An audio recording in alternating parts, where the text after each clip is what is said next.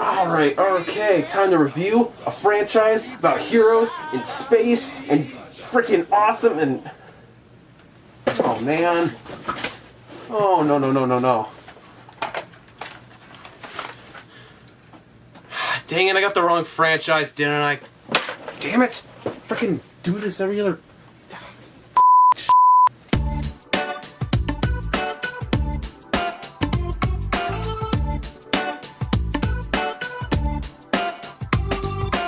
Star Wars, The Last Jedi. Star Wars, nothing but Star Wars. Bullshit singer? You are, and bad ventriloquist as well. Say, would you like to hear a funny joke? Sure, Yoda. Lay one on me. Or should I say, Leia one on me. What do you say the temperature of a tauntaun is? Well, I don't know, Yoda. What would you say it is? I'd say it's lukewarm. Wow, Yoda, that was an okay joke. That wasn't too great. Bye. Oh, my hand was up his ass the whole time. Star Wars: The Last Jedi was directed by Rian Johnson and stars Daisy Ridley, Mark Hamill, Adam Driver, Carrie Fisher, and a butt ton of other people. So this is going to be a bit of a difficult review to kind of give out because a lot of little points that I have kind of sort of mostly revolve around spoilers, and I don't want to ruin the movie for anyone, so I'm going to try to tiptoe my way around as many of these points as I possibly can. So I went into this movie almost completely blind. The one little bit of footage that I've actually seen was that initial teaser trailer that came out a little while ago. Other than that, I did not watch any of the promotional materials, none of the TV spots, or really any of the trailers. They tried to play a trailer for it before Thor Ragnarok whenever I went to go see that, but I just popped in some headphones and closed my eyes, and I did not listen to a single thing or watch a single thing that was happening on screen. I wanted to go into this movie completely oblivious to what was going on and have everything be as big of a surprise as possible. Was it difficult to stray away from all of those? Yes. Was it worth it? Yeah, for the most part, yes. The performances were pretty good. Every actor has a moment to shine in this film, especially Adam Driver as Kylo Ren. Holy cow. I know a lot of people didn't really like him much in The Force Awakens, especially I see the argument a lot where, oh, whenever he takes off the mask, he's not threatening anymore, but I have to totally disagree with that. I think he becomes a more compelling villain the second that he took off that mask for the first time, and you actually see that he's a human being under there. No disfigurements or anything like that. And so I think in this movie they really elevate his character to the next level. I mean, in The Force Awakens we see that he's already conflicting with himself on the inside and such. He's being torn between the light and the dark side and he doesn't know what to do with himself. And so in this movie they really play on that, and I think it's great. It's astounding work that they do with him. Adam Driver knocks it out of the ballpark with this character, and it was great. Mark Hamill does a couple of fun things with Luke Skywalker. We get to see him from an entirely new perspective. We see a side of Luke that we've never really seen before, and while it is radically different, there is a bit of familiarity with it, but we get to see that he's grown since the last time that we've seen him. And Poe Dameron kind of grows more as a character too. No longer is he, or at least to me, just the cool, suave pilot guy that's the cool one, you know, and he's only there to be cool and give out a cool one-liner every once in a while. Now he's actually like a character that actually cares about his comrades and the men and women that he's fighting with, and the whole reason why they're fighting, you know? We get to see him kind of be more of an actual character and not someone that just disappears for the 3/4 of the film and just shows up to be like just a ex machina for the most part. The action is a ton of fun. The space and dogfights and such, they're not anything really special more from what we've seen. They are still super entertaining. I think the standout for all the action is easily the lightsaber fights that they have in this film. They're all done in wide shot angles, and I think it looks beautiful. The angles are wide, you can see everything, the camera's very steady and it follows everything very steady. It's not shaky and all over the place or very dynamic. The cameras are very static in where they sit. There might be a couple pans here and there, but I mean, that's really just to kind of follow where the action's going. But for the most part, it's very steady, and so you get to see all the action just kind of happening right there, right in front of you, with no distractions from movements or anything like that. And I think it's freaking great. There's a wonderful fight that's in this film that's just all sorts of kick-ass, and it was great. Now, despite this being a far more serious movie than The Force Awakens was, or at least in my eyes, a far more serious film than The Force Awakens, there is still humor in this film, but it's not distracting or anything like that. Like a Marvel movie kind of pushes for more humor and everything. And humor's not a bad thing or anything like that, but sometimes it does get distracting whenever you're trying to have heart and emotion kind of captivate the scene, and you just kind of ruin it and throw it away just for the sake of a joke. But this movie doesn't really do that. They use humor in the situation, and it feels very appropriate. It doesn't feel like kind of shoehorned in there or forced or anything. It feels forced.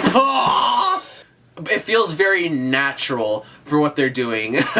It flows with what's going on in the situations of the film and the context of the film and everything. And so that was really nice that that it just feels natural. And it, like I said, it's not like a constant thing or whatever. It's only whenever the situation has the opportunity to make a joke. For the most part, this movie is pretty serious. It's pretty dark. In my opinion, not like super like dark and gritty or anything like that, but I mean it's serious. It takes itself seriously. I liked a lot of the creature designs in this film. The porgs were not as annoying as I expected them to be. I expected those to be complete dog shit.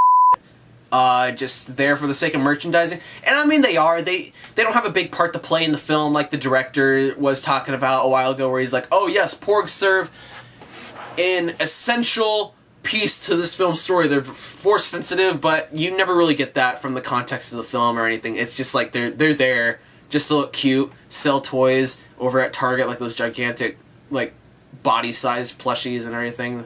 Freaking insane. 12 gazillion Funko Pops. Hey, look at that. I'll probably own them. Maybe. I have a problem with Funkos. Someone help me. Just if you have them, donate them to me so I don't have to actually go out and buy them. Just please. Thank you. But yeah, the porgs aren't really anything special. They're not annoying by any means, thank God. They're not like Minions where the film just forces them down your throat and they just show up everywhere. Sure, they're everywhere, like in stores and everything like that, but the movie wasn't forcing them onto you or forcing you to like them or anything like that. They weren't like Ewoks where they're constantly like using them to play jokes off of or anything like that. They're just there. And merchandising is just like, hey, let's use these as like our biggest sales thing for the most part. And they're just there in the movie. They serve no purpose really, other than like one scene where they make a joke with it. Other than that, they're fine. They're not annoying. They're not distracting or anything. They don't add or take away from the film, in my opinion. They're just there. My only gripe with the creature designs is that I know for a lot of the creatures and the aliens and the different species and everything, they created like all these animatronic puppets and everything, and you don't really get to see a whole lot of those on the screen in the final product of the movie. A lot of them are masked by CGI to make it look tighter and smoother and everything, but I feel like, I don't know, it just didn't feel as unique to me or anything like that. I think Rogue One did a pretty good job with their animatronics and not using like CGI to fix them up too much. Grand Moff Tarkin and Leia, on the other hand, Tarkin, the worst. Leia, I thought was okay because she was there for a split second, and then she was gone, but Tarkin, every time they showed him, he got worse. And it does kind of stick out that these creatures are being replaced by CGI, and it kind of sucks because the CGI kind of sticks out in this movie. It doesn't really blend as well. And after seeing Blade Runner 2049 and their use of CGI, specifically the scene to bring back a character, if you've seen that movie, you know what I'm talking about. That scene was CGI, and it was astounding. I was literally sitting there in the theater like, is that like a actual person, or is that's CGI? And I saw on an article on the internet that it was actually CGI. They do so well, so many amazing things with CGI, but in this movie, I don't know, it just felt noticeable to me. And I don't know, maybe I'm just holding it too high of a standard to that one little moment in Blade Runner 2049 that was so freaking astounding, But I don't know. The CGI was just very noticeable to me. There was one scene that was really, really bad CGI where you have, no spoilers or anything, where you have all these animals running across the screen and they're going past or whatever, and everything in that scene was just very CGI. The people that were in there were very obviously CGI as they're jumping out of the way and everything like that. The animals were obviously very fake. It just did not look good at all. It looked like a PlayStation 2 cutscene for the most part and everything. It just didn't look great. So the CGI could have been better. It wasn't very distracting except for that scene where all the animals are running by. That was really, really bad. It did not look good at all. But I just kind of wish that they used a bit more and kind of had more confidence in the actual practical effects. Because, I mean, they have, like, those Vulpix, or those crystal, as Finn calls them in the films, no spoilers, crystal critters. They have animatronics for those crystal critters and everything like that. And I was looking at them, I was like, oh man, I remember seeing behind-the-scenes footage for these guys and everything. And they look great as puppets and everything, moving and everything too, but in the movie, none of them were puppets. They were all CGI'd over and everything. And to make them look smoother, I guess, but they just felt very noticeable and stuck out like a sore thumb in my opinion. And I think it would have really benefited if the movie just had a bit more confidence in their animatronics. I don't know. I mean, hey, who knows? Maybe they looked like garbage and that's why they masked over them. But I think I would have appreciated a little bit more if they had shown it off. I mean, it's Star Wars, you know, like, so many creatures in those movies were practical effects, or at least in the original trilogy. Not the prequels, everything in that was green screened.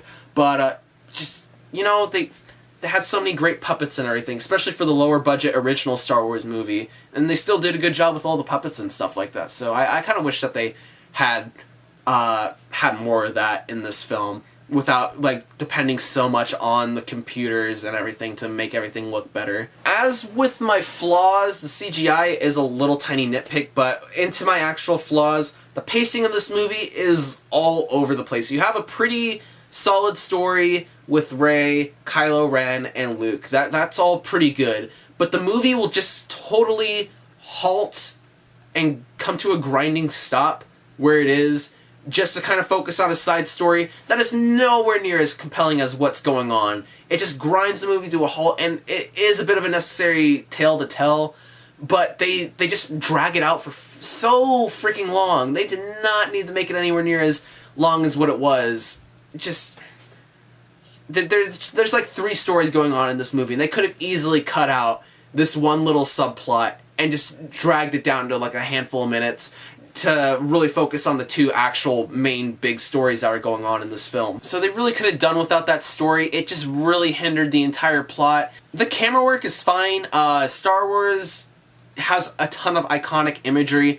This movie doesn't really have any of that. Nothing really special. The camera work just feels kind of bland in my opinion. It's nothing special. You don't have any iconic shots or anything. There was like 2 really pretty shots in this entire movie. One of them was fine. The other one was super, super pretty. I'm kind of... oh my. One of those shots was... it was fine. It stood out to me more than a lot of the other shots. And then one other... the other shot was gorgeous. Woo! Really, really freaking pretty. It was great. I did have a bit of issues with the editing of the movie. There's a couple moments where the editing kind of just cuts abruptly in the middle of a shot to focus on something else, and it's kind of hard to describe this one without going into spoilers, but there's a moment where 2 people are talking. Ooh, whoa, 2 people talking, they don't do those in movies, what? But there's a moment where there's 2 people talking and they're describing things and they're kind of going back and forth between each other, and then suddenly in the middle of the conversation it cuts away from them to focus on something else, and then it cuts back to them while they're still discussing it, and then it cuts away from them, and it cuts back, and then it cuts away.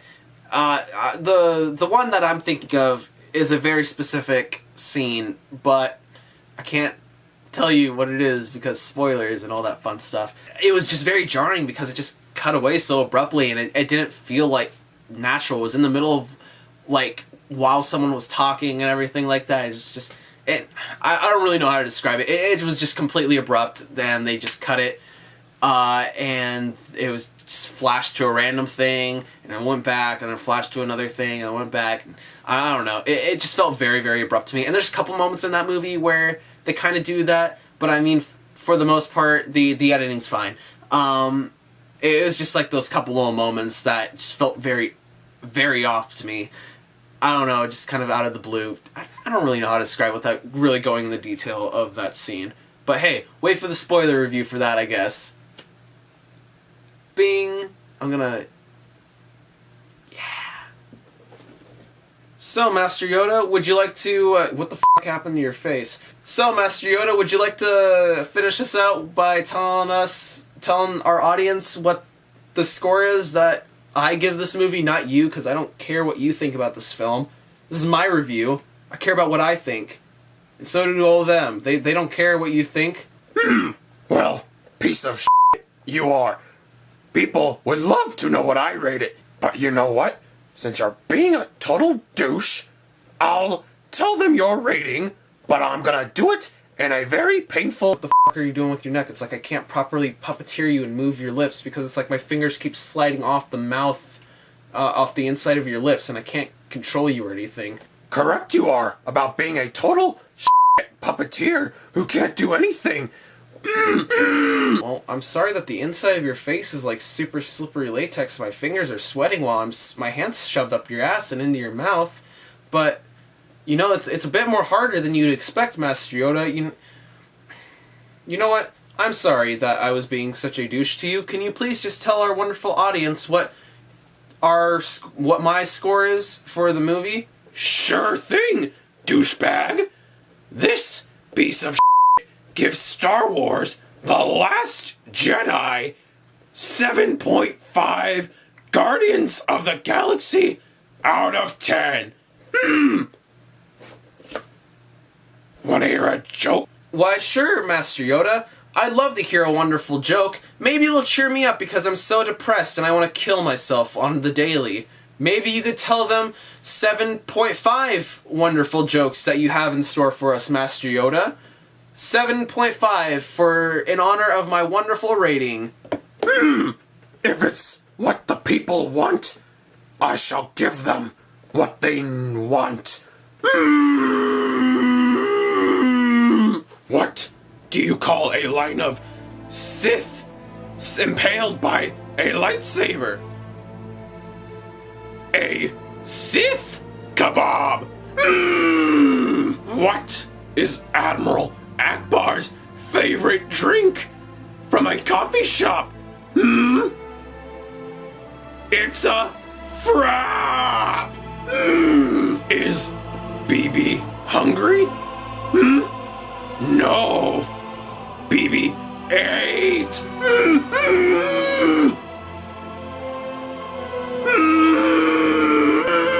When did Anakin's Jedi Masters realize he was leaning towards the dark side? In the Sith grade! What Jedi uses meat instead of a lightsaber? Obi-Wan Baloney! What website got Chewbacca in trouble? Wookiee leaks! What? Okay, yep, okay. So, get seven and a half puns right there we got through. So, I give this movie 7.5 horrible Star Wars puns out of 10. Stay tuned for a spoiler review on this upcoming episode of Real Talk. I know how much you missed those hour-long discussions, right? Considering barely anyone watched the last one on Justice League. But you know what? I know that you people just want it more so badly, so I'm listening to you guys. I'm giving you more of what you want, okay? So feel free to leave down in the comments what you want me to leave more of. Make sure you also hit that subscribe button too. It's going to pop up in the end card sooner or later. I don't know when that is going to be, but it's going to